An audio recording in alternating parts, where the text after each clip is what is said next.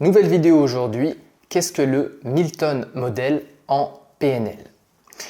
À ses débuts, les deux créateurs de la PNL, Richard Bandler et John Grinder, se sont inspirés de trois grands thérapeutes, Fritz Perls, Virginia Satir et Milton Erickson. C'est ce dernier qui va nous intéresser dans cette vidéo.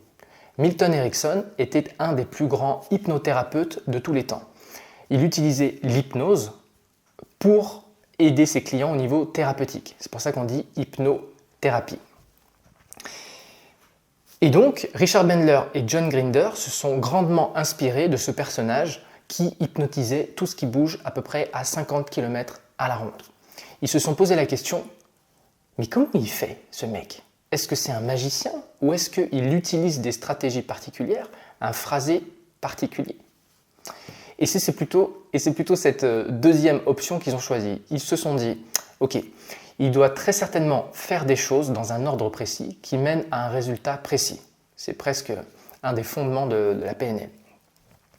C'est quoi donc le Milton Model? Milton, ça vient de Milton Erickson. Donc en fait, ils ont pris le prénom d'Erickson, ils ont appelé ça le Milton Model. Dans le Milton Model, tu as un ensemble de stratégies de langage qu'utilisait Milton Erickson pour induire des états d'hypnose chez ses clients et évidemment les aider à surmonter des problèmes personnels. Et ils ont écrit leur premier bouquin que je te montre ici, c'est celui-là.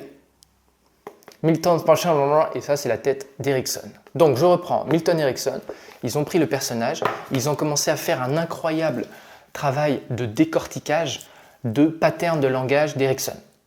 Donc je reprends, Milton Erickson était hyper balèze, il utilisait des modèles très spéciaux, très particuliers, très subtils, et c'est ce que Bandler et Grinder ont tenté de décortiquer et ont rangé ça dans un modèle géant qui s'appelle le Milton Model en PNL. Je vais te donner un exemple concret pour que tu comprennes bien. Lorsque Erickson voulait hypnotiser quelqu'un, il lui arrivait d'utiliser régulièrement des phrases du type « Est-ce que vous voulez aller en état d'hypnose, les yeux ouverts ou avec les yeux fermés ?» Et il attendait la réponse de son client. On va décortiquer ensemble cette phrase. Donc, est-ce que vous voulez entrer en état d'hypnose, les yeux ouverts ou avec les yeux fermés? Le client, il se met un petit peu à paniquer à ce moment-là, il se met à réfléchir, il pondère les choses dans sa tête et il se dit, alors attends, avec les yeux ouverts, peut-être que je vais mieux contrôler. Donc pour les gens qui sont contrôlants, ils vont plutôt avoir tendance à dire avec les yeux ouverts. Mais dès lors qu'ils disent avec les yeux ouverts, ils acceptent implicitement l'idée d'aller en hypnose. Reprends la phrase si tu veux regarder. Okay, tu vas aller en état d'hypnose, les yeux ouverts ou les yeux fermés. Si tu dis avec les yeux ouverts, alors tu acceptes implicitement d'aller en hypnose. Et c'est ce truc-là qu'on appelle un double lien. Un double lien parce que tu as le choix sur une portion de la phrase, mais il y a un morceau de la phrase qui est figé, que tu ne peux pas remettre en question, qu'on appelle un présupposé d'ailleurs. Deuxième type de réponse, le client réfléchit et va dire non, plutôt avec les yeux fermés. Et ensuite, il va trouver des justifications. Avec les yeux fermés, je pourrais mieux me concentrer, je pourrais faire abstraction du monde, etc.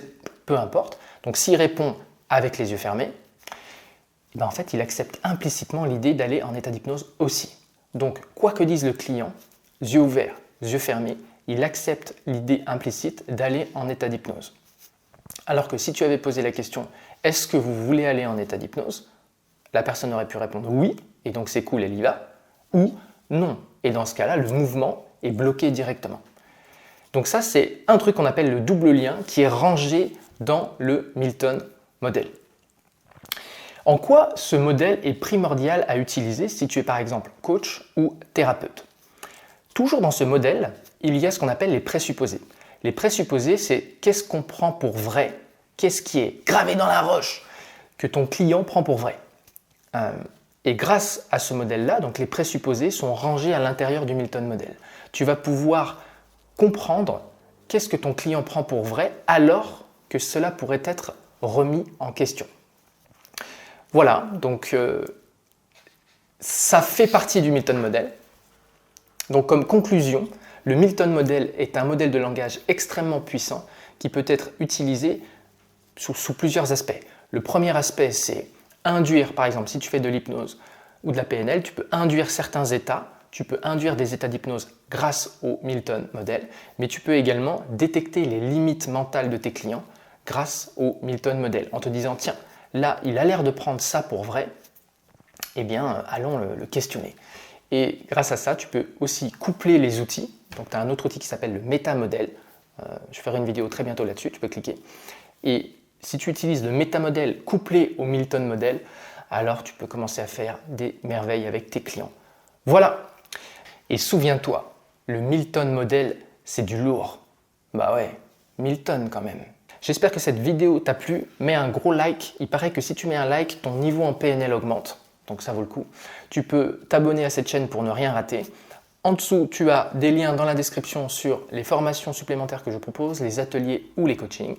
Et voilà, prends soin de toi.